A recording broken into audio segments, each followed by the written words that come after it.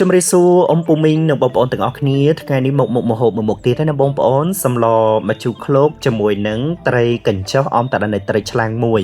ដាក់មកនិយាយពីថាក្លិនវិញឡើងឈ្ងុយរសជាតិវិញឡើងឆ្ងាញ់ចេញពីត្រីរបស់យើងណាបើយើងប្រើត្រីពីរប្រភេទទៅថ្ងៃនេះទិញបានត្រីឆ្លាំងមួយនិងត្រីកញ្ចុះដល់ពេលយកមកស្លសម្លម្ជូរឃ្លោកនេះនិយាយពីថារសជាតិវិញអូយឆ្ងាញ់ខ្លាំងមែនតើអានេះបានតែសម្រាប់អ្នកដែលគាត់ទទួលទានឃ្លោកទេណាតែសម្រាប់អ្នកដែលគាត់មិនទទួលទានឃ្លោកវិញគឺអាចដាក់ផ្លែតឡាជំនួសបាន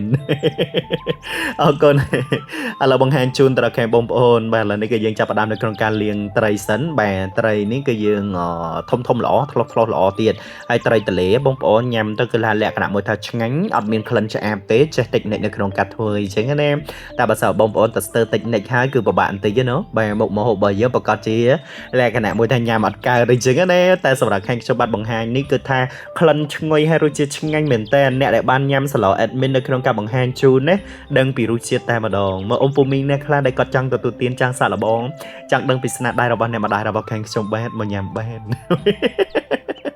អរគុណចិត្តឃ្លោករួចរាល់ក៏យើងលាងសម្អាតមកបងប្អូនមានមកអមមានពេញប៉ោះបាទពេញប៉ោះបើសិនបានពេញប៉ោះខ្មែររបស់យើងទៀតរត់តែអែមតែម្ដងអាពេញប៉ោះទុយបងប្អូនឲ្យដាក់មកនិយាយថារសជាតិវិញឡើងឆ្ងាញ់ហើយបើយើងអត់មានទេយើងដាក់អាធំនេះក៏បានដែរតាមចំណូលចិត្តអីចឹងណាធ្វើទៅតាមអ្វីដែលយើងមានទៅបងប្អូនបាទមើលផ្ទះរបស់យើងមានអីធ្វើនឹងមកដើម្បីកាត់បន្ថយអត្រាការចំណាយអរគុណនិយាយទៅនៅតែចំណាយដូចគ្នានឹងបងប្អូនបាទការហាន់ឃ្លោកគឺយើងហាន់លក្ខណៈច្បាស់មូដែរបាទហើយមួយវិញទៀតសោតឃ្លោកនេះនិយាយពីថាអូយសាច់វាឡើងខ្ចីឡើងលវក់តែម្ដងឃើញហើយគួរឲ្យចង់ញ៉ាំតែកុំយកខ្ចីពេកទេបងប្អូនព្រោះតែឃ្លោកគឺយើងយកប៉ុណ្ណេះមកល្មមហ្មងខុសពីតឡាច់រកខ្ចីបានឆ្ងាញ់តែបើឃ្លោកវិញរករៀងត្រូវបន្តិចបានឆ្ងាញ់អញ្ចឹងវាខុសគ្នាអញ្ចឹងណាបាទអញ្ចឹងមកគេឲ្យធ្វើស្ត្រីមេផ្ទះត្រូវគិតគូររឿងមុខម្ហូបបើយើងអត់ដឹងទេអត់ដឹងថារសជាតិបែបម៉េចទេណាអត់ដឹងថាត្រូវទៅទិញប្រភេទម៉េចបាទហើយពេញប៉ោះក៏ដូចគ្នាដែរបើបានពេញប៉ោះខ្មែររបស់យើងវិញនិយាយពីថាអូជាតិណាស់ហើយនេះគឺពេញប៉ោះបាទអ្នកចិត្តខាងយើងនឹងដាក់មកមានអីឆ្ងាញ់របស់គេដែរតើអរគុណហើយបើមកអមស្រែបើនិយាយទៅគឺថាម្ជូរនេះលក្ខណៈម្ជូរកូនកាត់អីចឹងណាបាទតែអត់កាត់ទេបងប្អូនគេហៅម្ជូរឃ្លោកបាទម្ជូរឃ្លោកត្រីកញ្ចុះនិងត្រីឆ្លាំងដាក់ពីរចូលគ្នាណាបងប្អូនហើយរសជាតិវិញឲ្យអួយតែម្ដងឥឡូវយើងដាំទឹកទុកចោលសិនទៅបងប្អូនបាទតើមកសន្ទុះក្រោយមកនឹងទឹករបស់យើងនិយាយពីថាឡើងពុះក្រឹកក្រែកចិញ្ច្រំប្រហុកបានណាបងប្អូនប្រហុករបស់យើងដាក់រៀងចាស់ដែរយកក្លិនរៀងឈ្ងុយបាទនិយាយទៅម្ហូបខ្មែររបស់យើងអត់គ្រឿងផ្សំមួយមុខនេះដូចអត់ន័យអញ្ចឹងអ្នកដែលក៏អត់ចេះប្រហុកដូចអត់ន័យអញ្ចឹងឥឡូវនេះគឺយើងចាប់ផ្ដើមនៅក្នុងការដាក់ឃ្លោកបានហើយចិញ្ច្រំប្រហុករួចរាល់យើងដាក់ឃ្លោកមកបាទរំងាស់ឃ្លោករបស់យើងរៀងផុយបន្តិចទៅយើងដាក់ត្រីហ៎បងប្អូនធ្វើតាម admin នៅក្នុងការបរិយាយបងប្អូនហើយសម្លបងប្អូនប្រកាសជាបានរសជាតិឆ្ងាញ់បងប្អូនដែលបានទស្សនាដឹងពីរសជាតិហើយបងប្អូនកុំឆ្ងល់ថា admin ស្អីទេសម្លមួយចេញមកគោរហូតតាមពិតបង្ហាញជូនដល់ខាងបងប្អូនទស្សនាបើសិនជាយើងអត់បង្ហាញជូនសួរថាបងប្អូនយើងមិនដឹងត្រូវអត់បាទមើលតែឃ្លោករបស់យើងពុះហើយបង់ត្រីចូលតែម្ដងមានត្រីកញ្ចុះមានត្រីឆ្លាំងដាក់មួយអញ្ចឹងណាគេងទុកមួយប្រឡាក់ទៀតណានិយាយទៅស្ត្រីមេផ្ទះស្អីក៏ធ្វើចេញដែរបងប្អូនបាទតែតាមពិតត្រីឆ្លាំងទិញបាន2ដល់ពេលអញ្ចឹងទុកមួយប្រឡាក់បាទហើយយកមួយមកស្លលាយជាមួយនឹងត្រីកញ្ចុះអញ្ចឹងណាឃើញតំណងបាទលក្ខណៈមួយថាញ៉ាំហើយចង់ញ៉ាំទៀតអីចឹងទៅណោះដឹងពីតិចនិចនៅក្នុងការចម្អិនមើលធ្វើតាម admin នៅក្នុងការបរិយាយមកហូបឆ្ងាញ់យកតំណែអស់ឥឡូវនេះគឺយើងចាប់ផ្ដើមនៅក្នុងការបង្ហាញជូនពីការដាក់នៅជាមួយនឹងផ្លែពេញប៉ោះនេះនិយាយពីថាដាក់មករសជាតិវិញចេញជាតិជូរពីប៉ោះហើយយើងបន្ថែមនៅម្ជូរបន្ថែមពីលើទៀតណាបានជូរព្រោះតែបើយើងយកម្ជូរពីផ្លែពេញប៉ោះតែម្ដងអត់ជូរឆ្ងាញ់ទេបាទវាអត់ជូរស្រស់មាត់បាច់ប្រាប់ក៏បងប្អូនយើងដឹងដែរណោះបាទអរគុណប៉ុណ្ណេះមកល្មមសំគួរបងប្អូនឃើញទេពូឡើងក្រិចញ៉េបាទតែមកស្ទុះក្រោយមកបងប្អូនហើយបង្ហាញជូនដល់ខាងបងប្អូនទស្សនាបន្តិចបាទមើលតែវាចាប់ផ្ដើមនៅក្នុងការផុយចាប់ផ្ដើមត្រីរបស់យើងចាប់ផ្ដើមឆ្អិនយើងអាចនៅក្នុងការចិញ្ច្រំម្ជូរគឺយើងប្រើម្ជូរអំពិលទុំ បើសិនតែបងប្អូនយើងមានម្ជូរអីចង់ប្រើ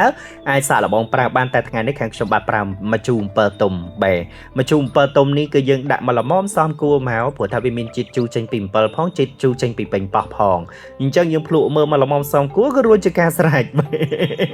តែកុំភ្លេចសមគ្រឿងគ្រឿងផ្សំអត់មានអីបបាយឲ្យបងប្អូនមានស្ករមានប៊ីចេងមានជាមួយនឹងអំបិលមកចាប់អីចឹងណាបើបងប្អូនយើងចង់ប្រើទឹកត្រីពីលើបន្តិចក៏បានដែរប៉ុន្តែបើយើងប្រើប្រហុកហើយគឺយើងមិនបាច់ដាក់ទឹកត្រីទេបងប្អូនព្រោះថាប្រហុករបស់យើងវារៀងប្រៃមកល្មមសមគូហើយយើងហត់មើលមកល្មមមកឆ្ងាញ់តែម្ដងផ្សំគ្រឿងប៉ុណ្ណេះបងប្អូនហើយអាចញ៉ាំ8 9គ្រួសារយូនិយាយលេងទេបងប្អូនហើយ8 9នាក់បាទព្រោះថាស្លរបស់យើងនេះមួយឆ្នាំងកូនឆ្នាំងល្មមអញ្ចឹងណាកុំភ្លេចម្ទេសអាចសាត់ដាក់មកនិយាយពីថាអូយក្លិនឡើងឈ្ងុយហើយម្ទេសនេះណាពេលដែលយើងឆ្អិនហើយយើងយកទៅដាក់នៅជាមួយនឹងទឹកត្រីហើយមកបន្ទាប់ជាមួយនឹងត្រីរបស់យើងវិញអូយឆ្ងាញ់ខ្លាំងណាស់យើងហិលអត់មានក្លិនកពុលអីចឹងណាធ្វើតាម admin នៅក្នុងការបរិយាយម្ដងមើលបងប្អូនបានមកហូបឆ្ងាញ់ប្រចាំថ្ងៃតែម្ដងឆ្អិនប៉ុណ្ណេះមកល្មមសំគួរមើលទៅថាមកហូបរបស់យើងឆ្អិននេះហើយយើងដាក់មកអមបានហើយមកអមស្រែដាក់មកនិយាយពីថាក្លិនឈ្ងុយ8ភូមិអរគុណឃើញនិយាយពីថាតំណងហើយបើថាតាក់តូនទៅលើនៃ admin នៅក្នុងការបរិយាយបងប្អូនថានិយាយពីថាទស្សនាវិញមិនសូវប្រហែលទេចង់ស្ដាប់ពី admin នៅក្នុងការបរិយាយនឹងតែម្ដងប៉ិននោះប៉ិនហើយបើនិយាយពីថាសម្ដីវិញចាក់ទឹកមិនលិចទេតែបើសិននិយាយខាងបងប្អូនយើងចាក់យូរខាងលោលិចដែរហ្នឹង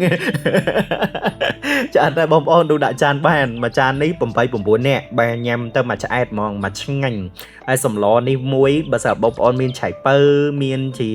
ត្រសក់ចាវអូឆ្ងាញ់លេខ1តែម្ដងចូលចិត្តមែនតើណាហើយបើបានទស្សនាហើយ subscribe ឲ្យ admin ម្នាក់មួយផងណាបានចុចសញ្ញារូបកណ្ដឹងបានវីដេអូថ្មីបន្តទៀតអរគុណច្រើនអត់មានអីច្រើនទេសម្រាប់ខាងបងប្អូនមានតែអំពាវនាវឲ្យជួយគាំទ្រទៅប៉ុណ្្នឹងឯងដើម្បីខាងខ្ញុំបាទនេះបង្ហាញជូនដល់ខាងបងប្អូនគ្រប់វីដេអូបាទតាក់ទងទៅលើនៃការចំអិនមុខម្ហូបសឹងតែថាគ្រប់មុខណានឹកឃើញអីធ្វើនឹងជូនតែម្ដងបង្ហាញជូនដើម្បីខាងបងប្អូនយើងបានមុខម្ហូបនៅក្នុងការទទួលទានប្រចាំថ្ងៃផងណោះអរគុណឥឡូវនេះគឺយើងចាប់ផ្ដើមនៅក្នុងការបាទឌូពេញមួយចាននេះហើយបង្ហាញជូនដល់ខាងបងប្អូនទស្សនាបន្តិចអូតំណងណាស់លក្ខណៈមួយថាជាតិនោះជាតិអរគុណច្រើនអត់មានអីច្រើននេះមានតែប៉ុណ្ណេះទេអាចនឹងជួបលោកអ្នកនៅក្នុងវីដេអូក្រោយៗទៀតណាបាទហើយខាងខ្ញុំបាទសូមអរគុណនិងសូមជម្រាបលាបាយបាយ